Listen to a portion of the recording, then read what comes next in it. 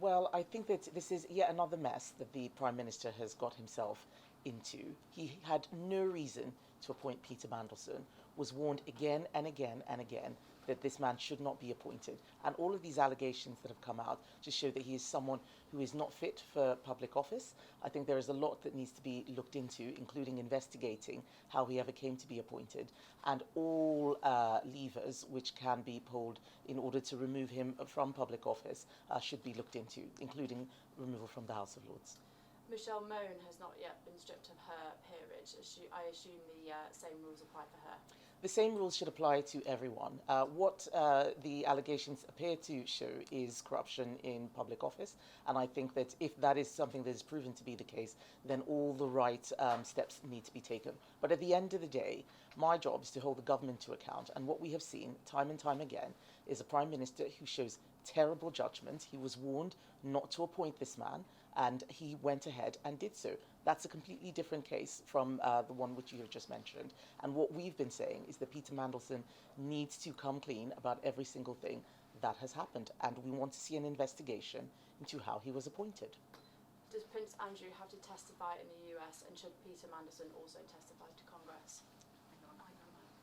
So I think all due process should be followed. I am most interested in what happens here. The Prime Minister was very happy to say that Andrew Mountbatten-Windsor should testify, but he had a chance to sack Peter Mandelson and he didn't do so. At every opportunity that he had, he did not sack Peter Mandelson, he did not kick him out of the Labour Party, allowing him to resign. He is still protecting this man in a way that he has no need to, and we need to focus on what's happening in our country, what our Prime Minister is doing, which at the moment is showing really, really extreme levels of bad judgment. You've called for full and thorough independent investigation. What exactly is it that you're wanting to be investigated? We need to understand how it came to be that Peter Mandelson was appointed as ambassador in the first place. It does not appear that there was proper vetting. Allowing special advisors to carry out vetting is not the right process. Why was this waived? This is the heart of the scandal. Why was it that Keir Starmer, despite knowing the allegations surrounding Peter Mandelson, insisted on making him the British ambassador, waving away processes which were in place? That's what we want to see a full investigation into. The only person who's in jail for this whole scandal is Ghislaine Maxwell, who's a woman. Why do you think this is? I can't comment on that. I'm not someone who has been part of the proceedings or the investigations, but where there are people who have committed crimes, they do need to be investigated, and where they are convicted, then they do need to go to prison. Let me talk this through with you, because it's important to appreciate what happened when, and I understand that. Obviously, the post, the diplomatic post of American ambassador, a really important post, and Peter Mandelson, before he was appointed, went through a due diligence process. That's the propriety and ethics team went through a process, and therefore I knew of his association with Epstein. But had I known then what I know now, I'd have never appointed him. Because what emerged last week were emails, Bloomberg emails, which showed that the nature and extent of the relationship that Peter Mandelson had with Epstein was far different to what I had understood to be the position when I appointed him.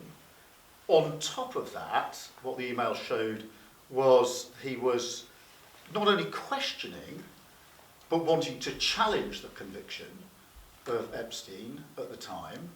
That, for me, went and cut across the whole approach that I've taken on violence against women and girls for many years, and this government's approach. On top of that, what emerged last week, on Wednesday evening late, were Peter Mandelson's responses to questions that have been put to him by government officials. I looked at those responses, and I did not find them at all satisfying. And therefore, on the basis of those three things, the nature and extent of the relationship being far different to what I'd understood to be the position at point of appointment, the questioning and challenging of the conviction, which, as I say, goes to the heart and cuts across what this government is doing on violence against women and girls, and the unsatisfactory nature of the responses from Peter Mandelson last week to the inquiries made of him by government officials, I took the decision to remove him. Well, let me deal with that, because it was only on Wednesday early evening that I knew the contents of the Bloomberg emails. It was only very late on Wednesday when Peter Mandelson replied to the questions that had been put to him by government officials. And it was on that basis that I took my decision that he should be removed.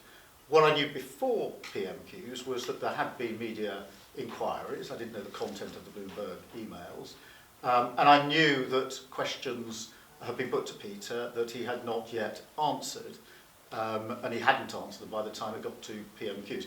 There is, of course, a time lag in America, but I knew that there are questions that have been put to him, but I didn't know what answers he was going to give to those questions. That came later on Wednesday.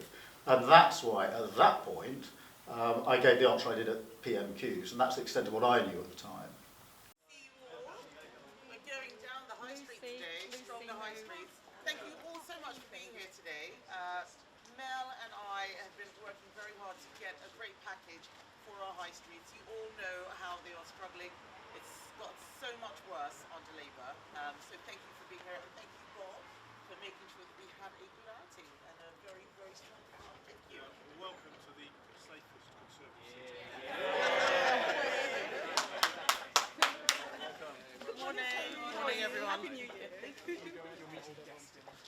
Yeah, all right. I can do it myself. We will.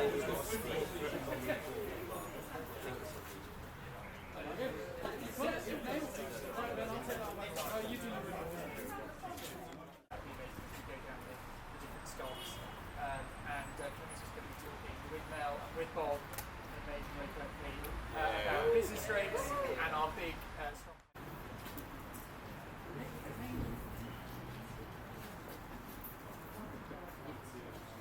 If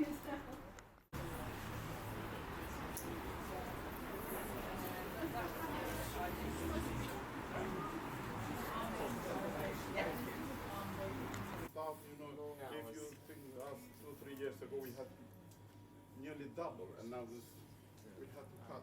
Plus was affecting not just. So you actually had to let go of your staff Yes. because of this? Yes, because of this, I'm so sorry to hear that. Businesses like yours keep our high streets thriving. I mean, you're starting so early in the morning till late at night, so you're looking after everybody. Whether it's people on their way to work, people going out in the evenings, you're looking after everyone. And you need a break, and we want to give you a break. So our policy is to actually just scrap business rates. If your rates are 110,000, 110 up to your first 110,000 pounds.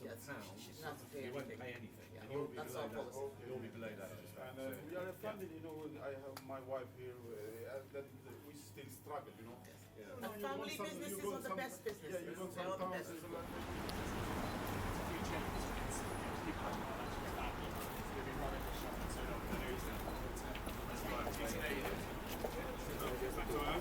Thank you.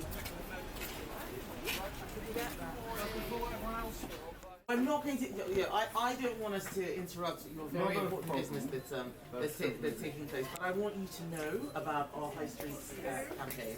I hope Bob, who's a fabulous MP, would have told you so much about it. But we just want to see stronger High Streets. This is one of our leaflets. Thank you so much. And it's about making sure that people understand who creates the jobs, who creates the economic growth. Small business often gets forgotten. People talk about big businesses and billions, but most people in our country actually work for small businesses. A lot are self-employed, and it's people like you that we want to understand that we've got your back. And more so in the last year and a half, it's even made it Really, worse. the last year and a half has been even more. It's been worse than the whole of the last 20 years. The 2008, we've been through the other 2015, the 2020. But this is the last year and a half has been the worst. It's for, beating What about the utility? So that's and we want to get digital. We want to be competitive. We launched our website, to be competitive 6 months ago, but we can't get the broadband. And that's one of the other factors. Yeah, exactly. Very nice to meet you. Lovely to meet you. Lovely to meet you. One of our leaders is tell everyone because it is quite important that we ensure that businesses like yours survive. And everywhere we've been today, people have been talking about how tough it is and how one of your neighbours said that in 20 years, the last year and a half has been the toughest. Absolutely. And I want people to know that Conservatives are coming back. We know mistakes we made, but we have a proper plan to save the high street. If your rates are 110,000 or less, we will scrap those business rates for you. Yeah. That's the kind of thing we need. Yes, we need to make sure that businesses like yours don't disappear. And we want to support people like you who get up early every morning, working hard each and every day, and feel like they're never getting a break. Yeah, we're on your side.